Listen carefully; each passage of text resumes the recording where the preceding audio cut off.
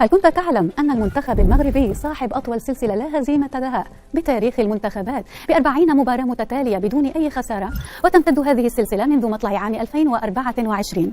اعتقد البعض أن هذه السلسلة ستتوقف في آخر مباراة أمام منتخب هايتي الذي افتتح التسجيل في الدقيقة 10 في مباراة مثيرة تقدم خلالها المنتخب الهايتي مرتين قبل أن يقلب المنتخب المغربي النتيجة إلى فوز ب4 أهداف مقابل هدفين ويضمن التأهل إلى دور 32 من كأس العالم. وهكذا احتفل أنصار أسود الأطلس في الولايات المتحدة الأمريكية.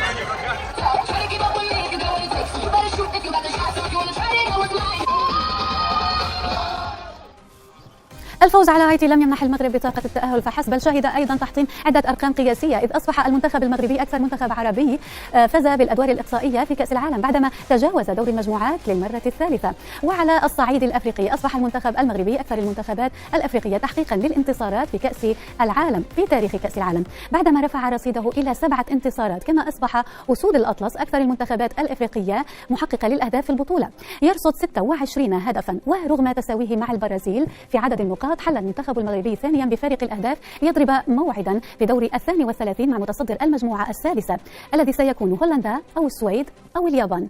وحتى الآن ضمنت أكثر من 10 منتخبات تأهلها إلى دور 32 من كأس العالم. فما رأي الجماهير السورية بمستوى البطولة حتى الآن؟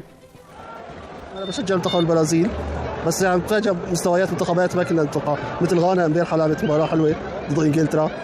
المغرب صراحة كنا متفائلين فيه، بس كمان ضد البرازيل قدم مباراة حلوة.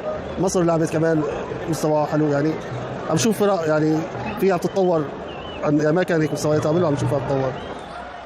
بشجع فرنسا ومعجب كثير منتخب المغرب وقدم مستويات حلوة، وإن شاء الله يعني تطلع المنتخبات العربية توصل على دور إن شاء الله. كل التوفيق للمنتخب المغربي.